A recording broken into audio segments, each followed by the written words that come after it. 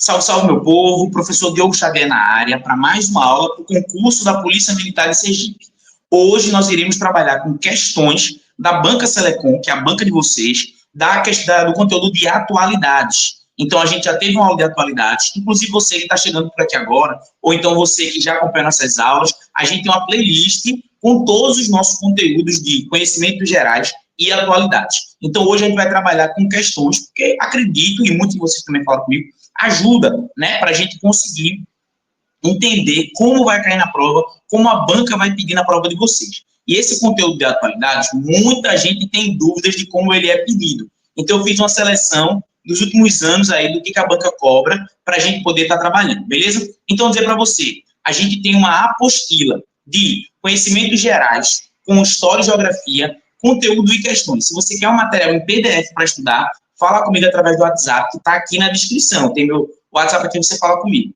E também nós teremos um aulão de véspera, no dia 16 de janeiro, que é na quinta-feira, né, antes da prova. A gente tem um aulão online resolvendo questões de história e atualidade. Então, se você quer esse conteúdo, fala comigo aqui no WhatsApp, que tenho certeza que isso vai ser muito útil para a sua aprovação. Beleza? Vamos embora, vou jogar na tela as nossas questões, certo? Aqui.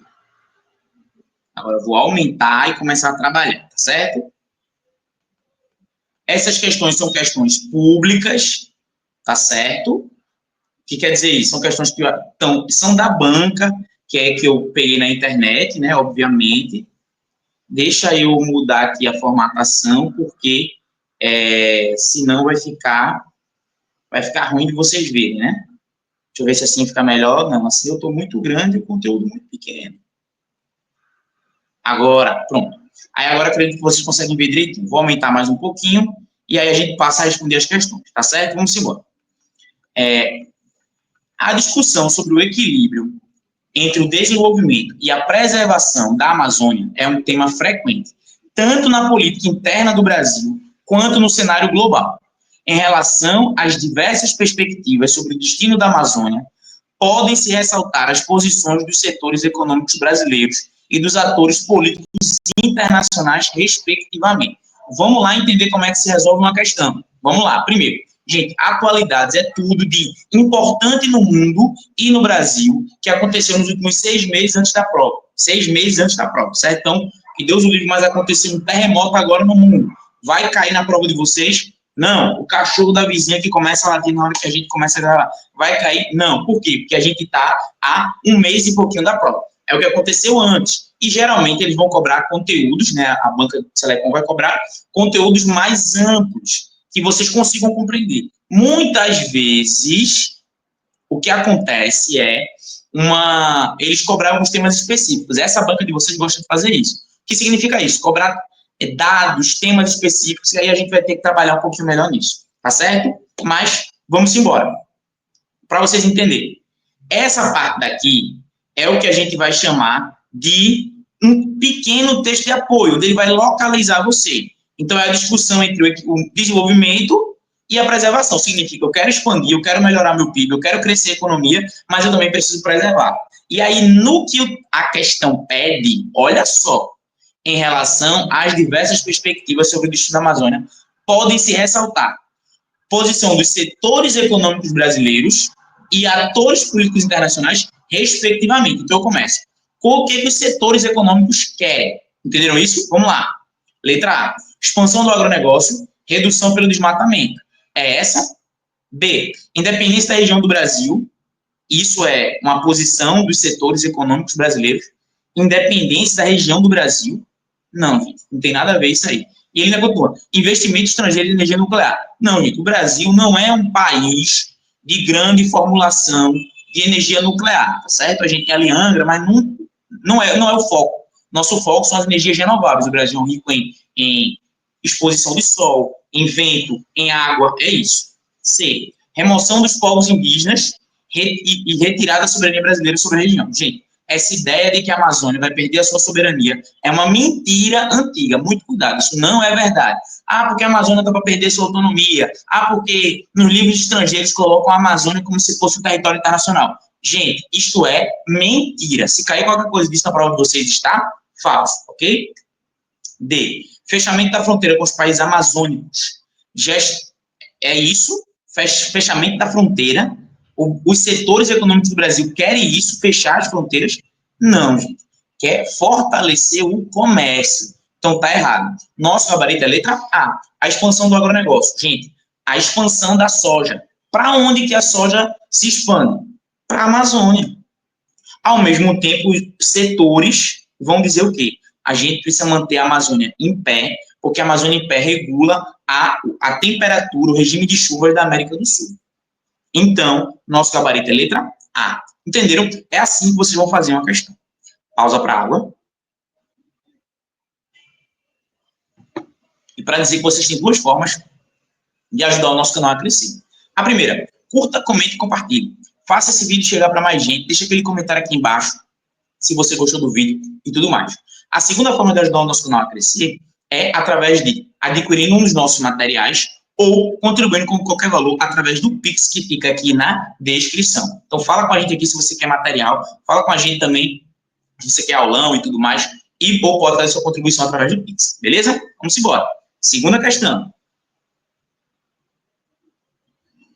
Os ataques terroristas praticados pelo grupo palestino Hamas em Israel desencadearam uma forte reação das forças militares israelenses em Gaza. Gente, aqui nós estamos falando de um tema recente e muito latente. Veja, o que está acontecendo na Palestina, nesse momento, é um dos temas mais candentes, mais fortes no cenário de atualidades mundialmente.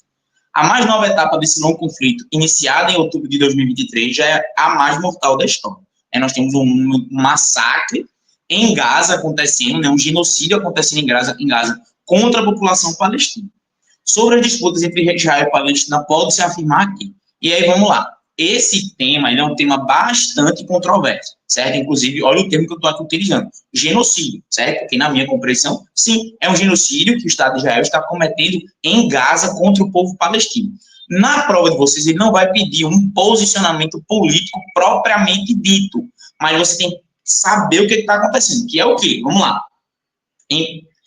Israel e Palestina é um conflito que dura desde o estabelecimento do Estado de Israel, pós-Guerra Fria, ali em 1947, quando aconteceu o Nakba, a tragédia, quando os israelenses tomaram o território ali, muito menor, né, que era o Estado de Israel, e depois eles ampliaram o território e deixaram os palestinos, que são um povo sem uma nação, né, porque não tem uma autonomia estatal, em dois territórios, Cisjordânia, que é próximo da Jordânia, e Gaza, que é no sul de Israel, ali mais próximo do Egito, tá certo? Então, é essa região.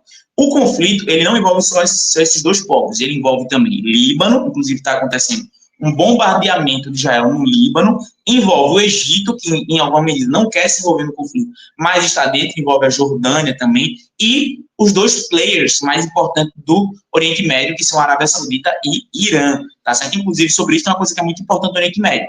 A China viabilizou um acordo entre Irã e Arábia Saudita, que é um dos mais importantes. Por quê? A principal nação sunita, a principal nação xiita, que vive em conflito há muito tempo, eles acabaram de assinar um acordo. E isso é uma coisa importante para as relações internacionais daquela região. Vamos lá. Letra A. Em razão de suas ricas reservas de petróleo e gás natural, Israel conta com uma parceria geoestratégica de décadas com os Estados Unidos. É isso, minha gente. Israel é rico em petróleo e gás natural?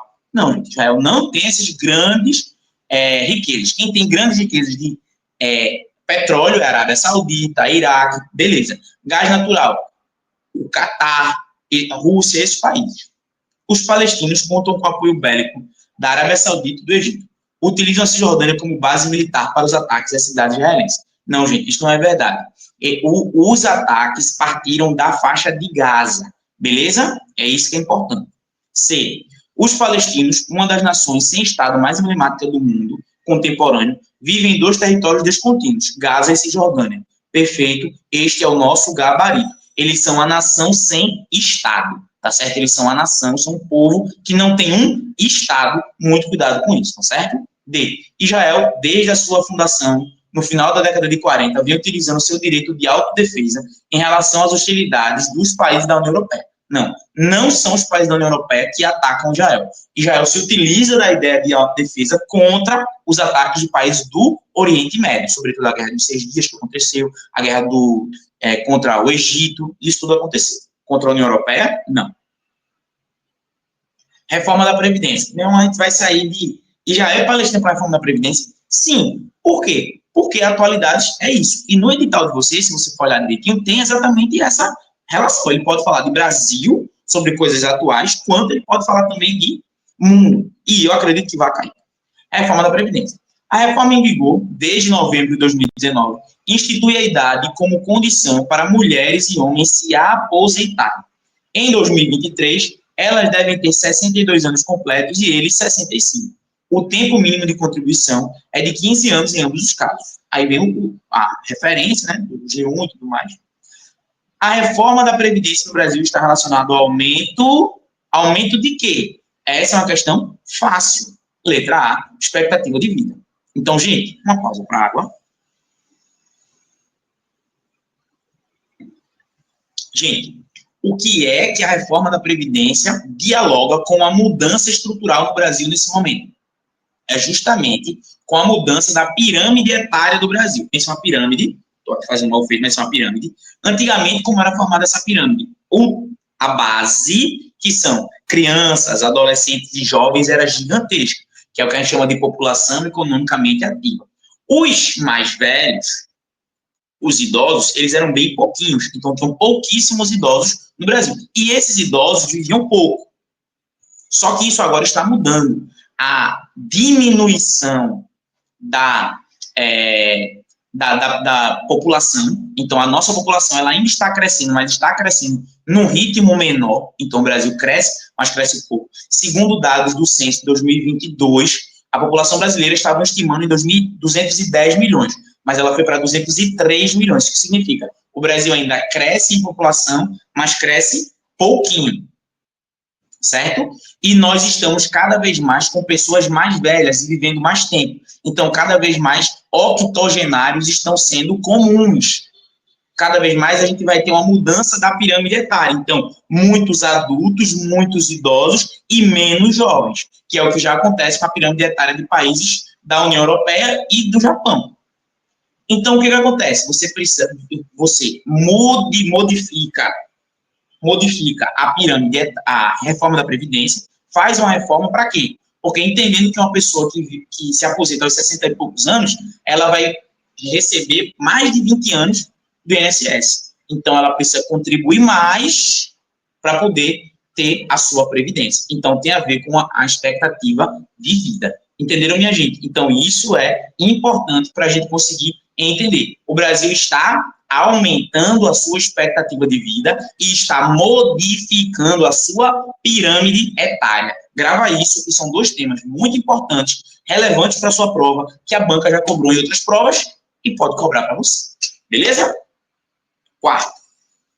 Em novembro de 2019, os jornais noticiaram que em 2018, 13,5 milhões de brasileiros viveram com a renda per capita mensal inferior a R$ 145. Veja, é uma casa onde cada pessoa vive com menos de R$ 145. E isso é o que a gente chama de extrema pobreza. Um recorde da situação da população em situação de extrema pobreza, pois foi o maior índice encontrado nos últimos 7 anos. A notícia revelou que vem ocorrendo no país um evidente aumento do desenvolvimento econômico, é isso que revela, o aumento da extrema pobreza revela um desenvolvimento econômico. B, igualdade econômica, é isso, aumentou a extrema pobreza, aumentou a igualdade. C, desigualdade social, exatamente, porque ao mesmo tempo, ele poderia colocar isso na questão, mas ficaria aí muito na cara, né? Mas o Brasil nunca teve tantos bilionários o Brasil teve, e aumentou essa quantidade de pessoas que têm uma concentração de renda gigantesca. Então, você tem uma concentração de renda. Isso significa o quê? Desigualdade social. Então, enquanto alguns estão na extrema pobreza, outros estão cada vez mais ricos, entenderam? Então, essa lógica aí está presente. Uma das grandes questões do Brasil é justamente a desigualdade social. Nosso país é um país extremamente desigual, tá certo, pessoal? Lembre disso sempre. É o que muitos chamam de Belíndia. O Brasil é a Belíndia. Tem partes do Brasil que vê como a Bélgica e partes que vê como Índia. Olhe para o seu para a cidade onde você mora. Tem ou não tem morador de rua, e tem ou não tem uns prédios, uns casas, uns Alphaville, que você olha e diz, meu Deus do céu, onde é que eu vou ter dinheiro para comprar um negócio desse? Então, isso é uma desigualdade social profunda. E de estamento social. Não, é isso que nós estamos relevando sobre estamento social. Beleza, meu povo? Então, é assim que a gente consegue compreender esse processo das questões para a atualidade. É assim que vai cair na prova de vocês. Grave isso. É desse jeito. Algumas questões um pouquinho maiores, mas o tipo de prova que a Selecom faz também são questões mais diretas também. Mas também tem questões que você viu. Desigualdade, coisa bem objetiva. Então, vai cair para vocês, acredito eu, assim, entendendo que a banca vai colocar os dois. Colocar uma questãozinha maior e outra um pouco mais direta. Sobretudo, o que você precisa fazer? Observar o mundo. Leia, observe, procure entender. Mas não vai escapar muito disso que a gente está fazendo aqui, não. Tá bom? Um forte abraço. Toda semana tem vídeo aqui pra gente. Beleza? Tamo junto. Forte abraço.